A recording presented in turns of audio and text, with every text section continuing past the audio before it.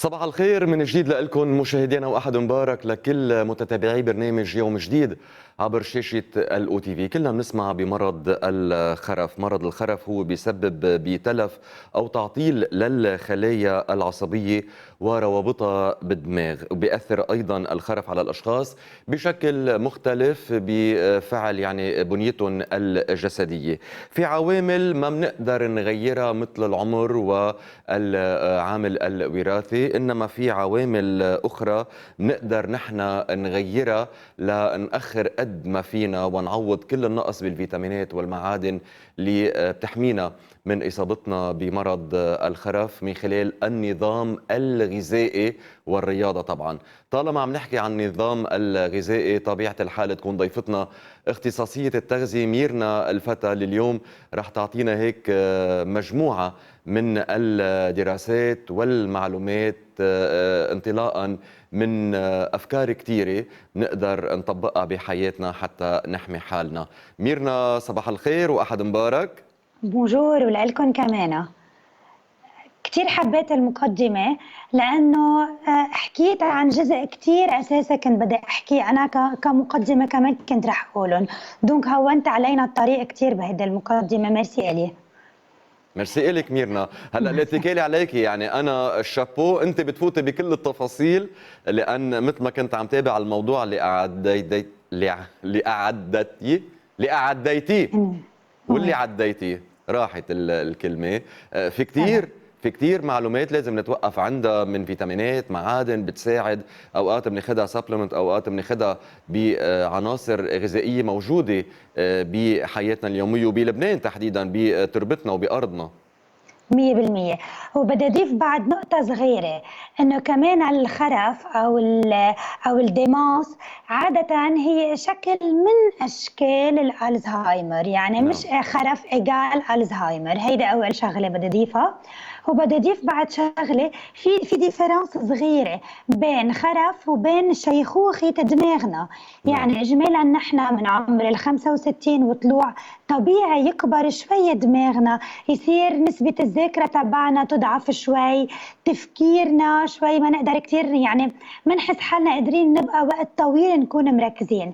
هودي طبيعيا، بس لما الالارم بيدق عنا لما نبلش نحس حالنا ما عم نقدر نحكي جمل بلوز موان مفيدة، ما عم نقدر نناقش موضوع واقدر بلش بالمناقشة ومش انسى شو كنت عم بتسير انا وياكم مثلا، او ان القدرة على التعلم بتصير كتير بطيئة بشكل ما بقدر ركز تقدر اتعلم. هون ساعتها نحن بنكون عصرنا عم نحكي بالخرف. بس بتصدق يا إلي انه شرب المي يعتبر من القصص الكتير كتير كتير اساسيه وقايه لهالمرض. قله شرب المي بتخلي جسمي يفوت بسيستم ضياع.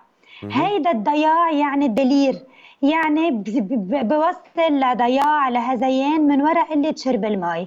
ممنوع نخسر 10%، نحن عم نقول 10% من جسمنا صرنا ديزيدراتي، بدنا ننتبه ساعتها. بدنا نكون نحن الالارم تبعنا من اول 5%، يعني من اول ما احس حالي شوي عطشان بدي اروح اشرب لحتى انا اتجنب مشكله كتير كبيره. الحفاظ على وزن صحي منا مسحه ابدا، سورتو مش ما بيهمني الوزن، يعني ما بيهمني تقلي انا طولي 1.80 متر وزني 90 كيلو وزني منيح او لا. ما بعرف رد علميا بجمله مفيده عن هذا الموضوع. لاعرف رد بدي اقول بمسك الماسوره وبقيس محيط خصري. عند الشباب ممنوع يكون عم يتخطى ال 98، عند البنات ممنوع يتخطى ال 89 او ال 89. هودي اساسيين كثير لنحن نبلش يعني ارقام ننطلق معكوسه، بحديثنا. 98 ب 89. 100%. أما بالنسبة الأكل كتير بيشبه الأكل يلي هو بدي ركز عليه للأكل، أكل مريض القلب اللي عنده مشاكل بالقلب. لأنه إذا نحن بنركز على في كتير أنواع من الدماغ أو كتير أنواع من الخرف، بس النوع اللي كتير قريب علينا اللي هو النوع اللي بيصير في عنده أوموسيستين، يلي هي نوع من أنواع البروتينات بتصير عالية بدمه. اجمالا هيدي فاكتور يلي بقول انتبه يا شخص شخص انت عرضة لمشاكل بالقلب. هيدا فحص دم صغير بينعمل بتقدر تعرف هيدا الخبرية. شو يعني؟ لانه هدول سوسون دي بلاك بروتين بيصيروا يقعدوا على شرايين القلب وبيصيروا يأذوه. نعم. هودي بيزيدوا لمن يكون عندنا نقص بالفيتامين بي 6 وبي 12 وبي 9. فاذا اول فيتامينات بدي انتبه لهم هن الفيتامين بي اللي هو تحديدا 6 و12 و9. وين موجودين هودول؟ موجودين بكل شيء كامل، يعني خبز قمحة كاملة، خبز شوفان إذا بدي أحكي، أو حبوب الشوفان، موجودين بكل شيء مع قشرته.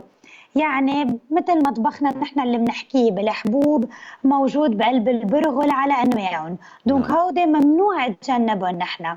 السمك يعتبر من القصص الكتير أساسية، ومثل كل مرة بنقول كل ما كانت السمكة كبيرة كل ما نحن كان في أوميجا 3 أكتر، كل ما نحن كنا عم نستفيد منها. لأكون عم ساعد الأشخاص، شرطوا الأشخاص يلي يمكن ما بياكلوا سمك، عندهم حساسية على السمك، نعم. بنقول لهم فينا نروح على بذر الكتان. بذر الكتان كتير منيح إذا بنقعه من عشية وبشرب كباية على الصبح، بكون أخذت كمية اللي مطلوبة مني. وبحال ما بحب هيدا التكنيك، في اطحن بذر الكتان مع الزعتر، حطهم فوق عروسة اللبنة، هيك ما بينزعج الشخص إذا كان كبير شوي بالعمر، وبيكون عم بياخد كمية عالية من الأوميجا 3 بلا ما يحس. نعم. وفيني زد له كمية من السمسم زيادة، يعني إذا ما عنده مشاكل صحية فيك كتر السمسم على قلب الزعتر، فيك حط شوية من البذور على الزعتر، لأن رح كمان نحكي إنه بذر دوار الشمس وبذر اللقطين كتير مفيدين. نعم. كمان اخذهم تسلية لي لأنه التسلية بتنصح وبتأذي، بنحطهم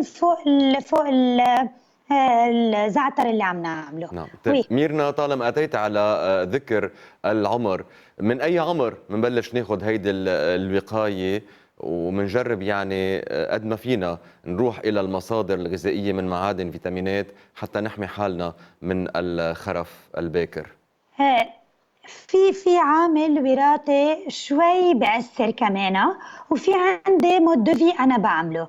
إذا الشخص هو رياضي والشخص بياكل صح بيعتبر حاله من هو وصغير عم بيعمل هالوقاية. مهم. بس بحال هو أي متى العوارض بتبلش تبين علينا اوفيسيلمون إجمالا من ال 65 وطلوع.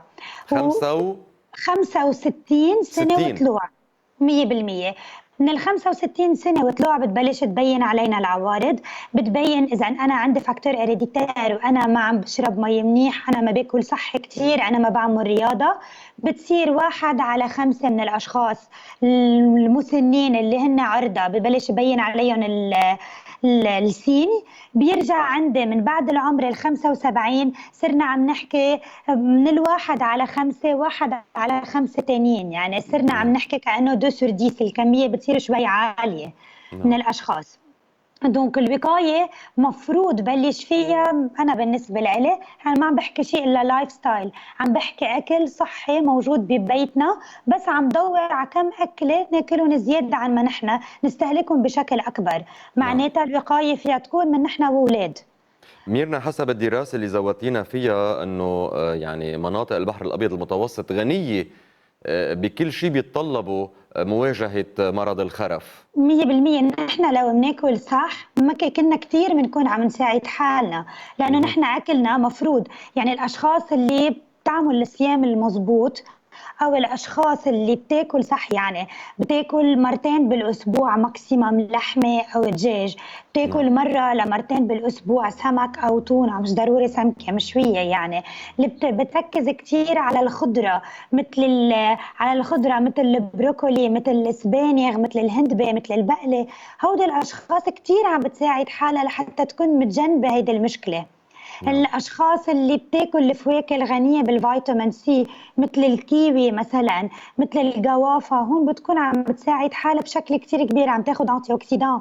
عندك نعم. الرمان، عندك الملفوف، هودي بيساعدونا بشكل كتير كبير. ميرنا، السكري هو مسبب أيضا بالخرف لأن طبعا بيؤدي إلى نشاف. طبعا السكري بيؤدي لنشاف. كمان السكري ما بدنا ننسى شغله، قله رجلجه السكر بقلب الدم بتتلف بتتلف خلايا الدماغ، ونحن بنعرف انه المشكله هي تلف بخلايا الدماغ.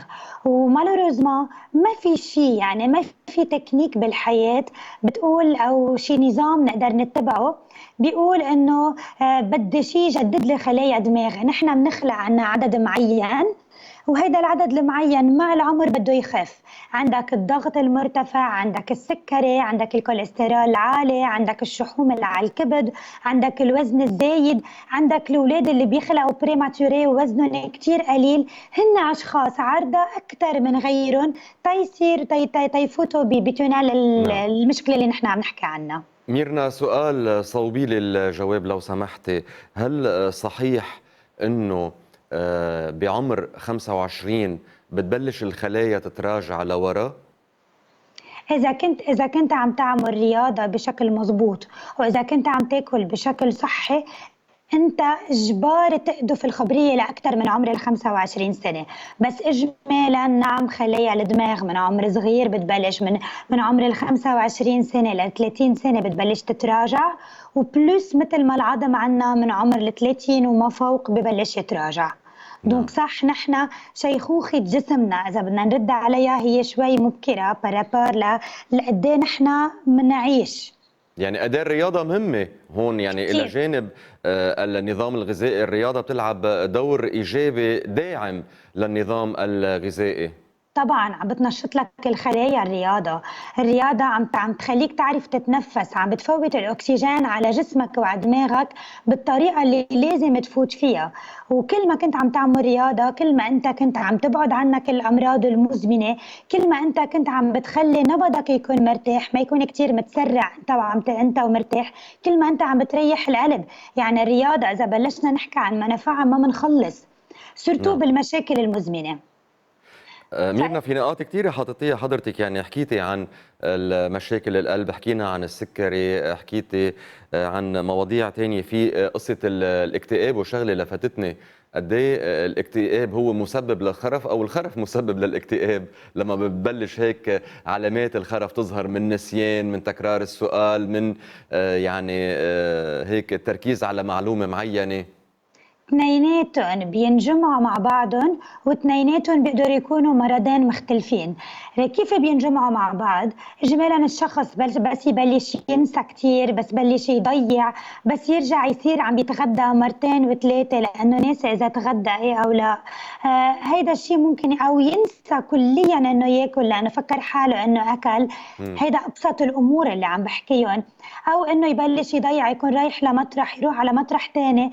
هيدا من القصص اللي بودي انه يكون هيدا الشخص يعمل له قلق. هيدا نعم. القلق منه مرض، هيدا عم بصير نقطة من مم. النقاط يلي تبع الخرف. بس بذات الوقت ما فينا انسى انه القلق عادة، نحن هلا مثلا كلبنانية عايشين بجو نحن بقلق، ما فينا نقول نحن مش قلقانين على صحتنا، على مستقبلنا، على كثير قصص نحن قلقانين عليها. ما فينا اعتبر هيدا القلق، لانه انا عارفة سبب القلق ما في يدخل من ضمن القلق تبع الخرف. نعم. ولاني عارفة سبب القلق ما في يدخل من وراء القلق اني اعمله مرض. بس لما يصير القلق عم يتكرر عندي وما عم بعرف أنا، يعني عم يتكرر عندي القلق وما عم بعرف سببه، هون مشكل. لأنه ببلش يطلع عندي عوارض، مثل بيعلى ضغطي، ما بقدر ركز، بعمل وجع صدر، بعمل تشنج بالعضلات. وهون كمان هون في انترفنسيون لازم نعملها. لازم اكيد يكون في بسيكياتر او بسيكولوج عم بيتابعه. وبلس اللي كانت غريبة بالنسبة لإلي، ما عملت ريسيرش شوي معمقة، لأنه مثل ما كلنا بنخاف على حالنا، يعني عم بعملها لإلي قبل ما أكون عم نعم. فكر بغيري بصراحة. لقيت إنه في دو سيستم أليمنتير أساسيين لازم نعملهم. مثل ما قلنا حمية البحر الأبيض المتوسط يلي هي بتتركز على السمك وعلى الحبوب ومنقلل، وعلى زيت الزيتون، ومنقلل قد ما فينا من اللحوم. كمان في عندك بدك تنتبه على ما نعمل هالرش، هالكمية العالية من السكر تعلى بقلب دمنا. نعم. تمتع على هيدي الكمية العالية من السكر بدي انتبه على كتير قصص نحن بناكلها. يعني ما في دخل صوص جاهزة على أكلة مثلا. أيام بقول أنا بدي أكل أخضر، يعني بدي أكل دي سلاد اليوم، بروح بجيب صوص تكون جاهزة. هيدي الصوص الجاهزة كمية الملح المش معودين عليه هي مأزية، نعم. وكمية السكر هي مأزية. عندك كمان حمية تانية بدك تنتبه لها، هي حمية الأكل الأنتي انفلاماتوار، يعني الأكل يلي ما بيعمل التهابات، ويلي على طول نحن بنحكيه يلي هو عبارة عن الكركمة، اللي هو عبارة عن عبارة عن الكركم، خفيف أكل اللحمة، كتر من أكل الجوز، من الحبوب الكاملة، البروكولي. اللي إلي لأنه كمان في نقطتين بدي أقولهم بعد. تفضلي. وي اللي بدي زيده كمان علينا، نحن هلا كلنا متهافتين حتى ناخد نشتري كميات كبيره من الزنك نخزنها او ناخد منها بحجه انه الزنك كتير منيح لنا، انه عم بيساعدنا لحتى نقاوم الامراض الفيروسات مثل يعني الكوفيد تقوية 19 المناعة وغيره. بمواجهة كوفيد 19، هيك 100%. تعمم يعني الموضوع. صح، فعم تاخد العالم عم تاكل اكل غني بالزنك، وبذات الوقت عم تاخد السبليمون بالزنك. انتبهوا هيدا الشيء بيأذي كتير دماغنا، نعم. ممكن نعمل تسمم بجسمنا من وراء كمية الزنك اللي عم ناخدها. كيف لهالدرجة؟ بعرف حالي؟ 100% الزنك بالاخير هو ميتال، نحن مهم لنا بس مش مفروض ناخده بكميات كبيرة نعم. لانه ما بيظهر بسهولة من جسمك. طيب، آه، اذا بدنا يعني نعمل هيدا الكنترول بين الحبوب اللي عم ناخدها من الصيدليه وبين يعني مشتقات الاكل بحد ذاتها، وهون بين هلالين الترمس هو غني بهيدي الماده. ترمس كتير غني بهيدي المادة، البروكولي كتير غني بهيدي المادة. كل شي عم ندخله على جسمنا بالقمحة كاملة غني بهيدي مم. المادة. وعندك الجوز كمان غني كمان بالزنك. يعني هون لازم أو يكون عندنا الحبوبات. اطلاع على هيدا الموضوع ميرنا، حتى نعرف اذا كنا عم ناخذ كثير من هيدي الخضار والحبوب نخفف، واذا كانت مفقوده بنظامنا الغذائي ساعتها بنلتجي للحبوب المعلبه. 100%. والعوارض اللي بنحسهم يا علي هن ما عوارض كتير غريبة علينا. يعني بتعاني من وجع راس، مم. بتعاني مرات من شوية تعب، بتعمل لعيان نفس وبتعمل دياريه. هون نعم. معناتها انه نحن مسممين من كمية الزنك، صار عندي توكسيسيتي، كمية الزنك صارت عالية بجسمي، او حتى معدن السيلينيوم صار عالي، لانه هلا عندنا هجوم كتير كبير على الزنك، على السيلينيوم وعلى الفيتامين سي. نعم. ننتبه نعم. اذا كنا عم ناكل اكل صحي هدول قادرين نخفف منهم. مهم. هوي. اصلا يعني الدراسه اللي عملتيها ميرنا، شفت انه اللبات النية لها حصه كثير كبيره بهيدا الموضوع. اذا بتحبي هيك نعمل لهم اشاره، لان كمان من عده العناوين في التدخين في انقطاع النفس النومي، كمان هودي مؤشرات، اشارات ومؤشرات. 100% الاثنين سوا. هن عادة مؤشرات أكثر من ما هن إشارات. نعم. رح أقول لك ليش. لأنه عنا أكيد التدخين عم بسكر لي شراييني. بمجرد ما هو عم بسكر الشرايين يعني هو كمان عم بيتلف، عم بيساعد على تلف مهم. السلول نيرفوز بشكل اسرع، نعم. سورتو سيلولات الدماغ يعني عم بموتوا بشكل سريع اكثر. في عندك من السين اللي بيعطيهم جسمي من وراء الوزن الزايد، انه انا بصير عم بينقطع نفسي بالليل. هيدا يعني خلص ستوب، يعني بدي الاقي حل، بدي اخسر وزن من محيط خصري. دو كرمال الخرف، دو كرمال ما وصل لانكسيتي اكبر بعد لإلي انا اكثر. دو تروا اهم كرمال انا ما عن جد كون عم بختني، عم بقطع الاكسجين على جسمي. ومن القصص اللي عم بتساعدني يمكن اني افقد حياتي من وراء هذا الموضوع. نعم. ليش؟ من وراء شويه كم كيلو.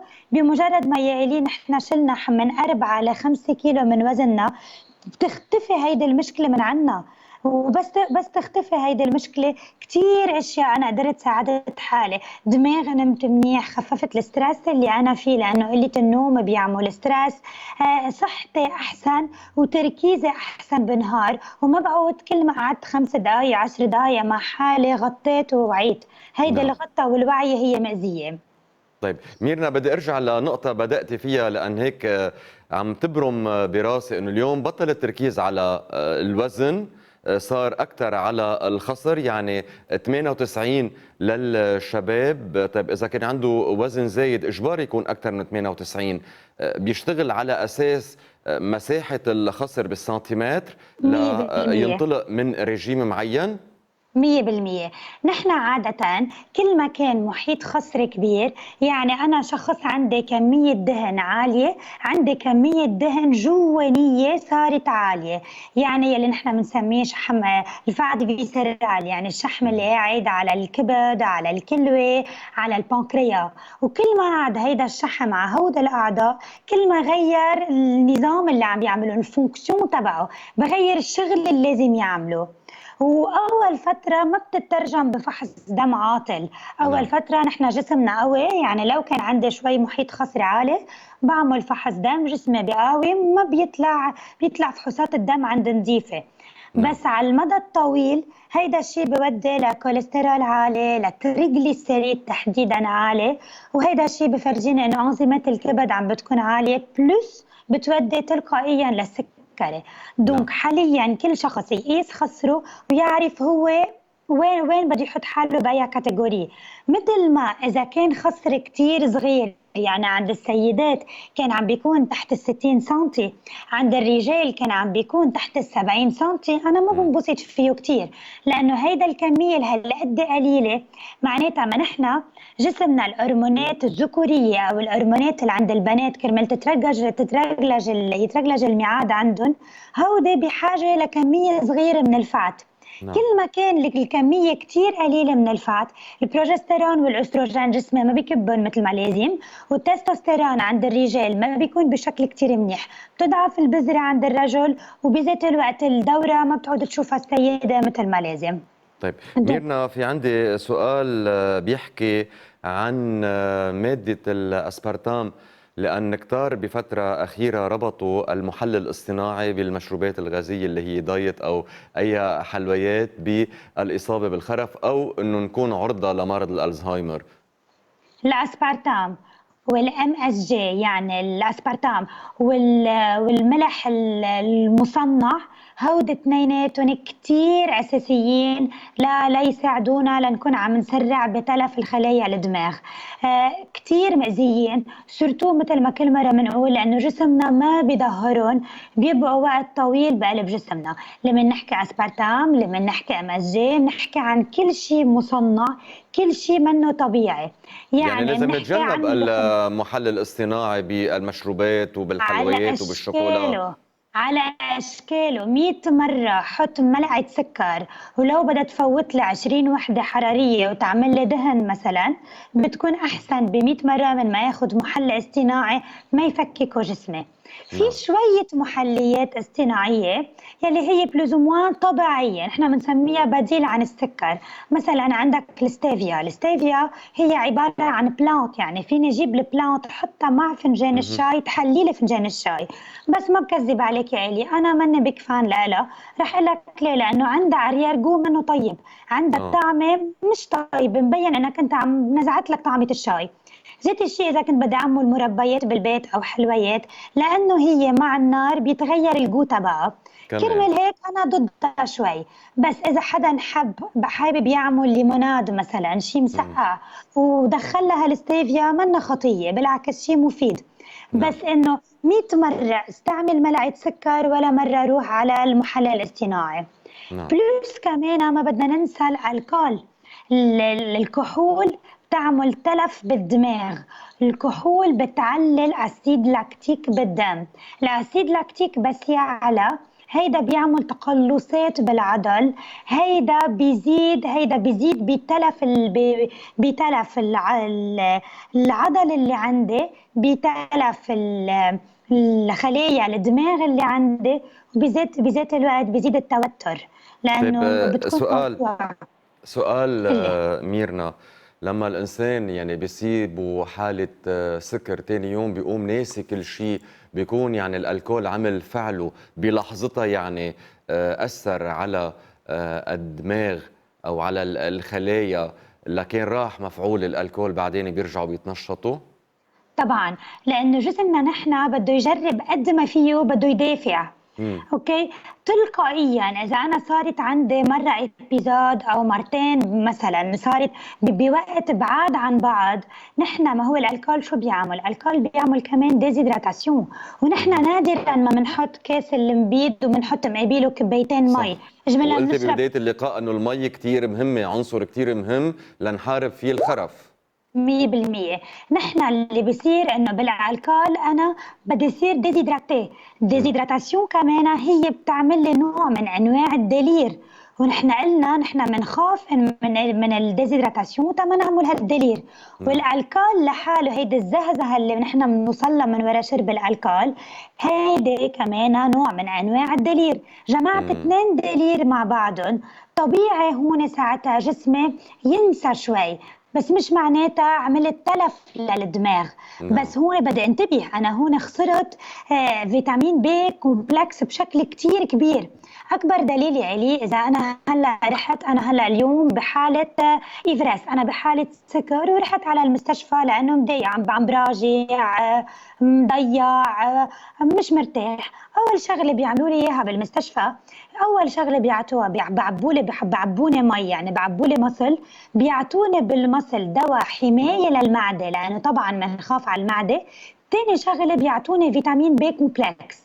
مهم. ليش؟ لانه الفيتامين بي كومبلكس اللي بيعطوني اياه، او يلي نحن مش رح سميه يعني، يلي هو اغلبيه العالم موجود عندها اياه ببيوتها، هذا الفيتامين بي كومبلكس بيرجع بيساعد المعده لترجع تتنشط، بيساعد الدماغ ليرجع يتنشط. هون قوه الفيتامين بي كومبلكس، انه رجع وعي لدماغي.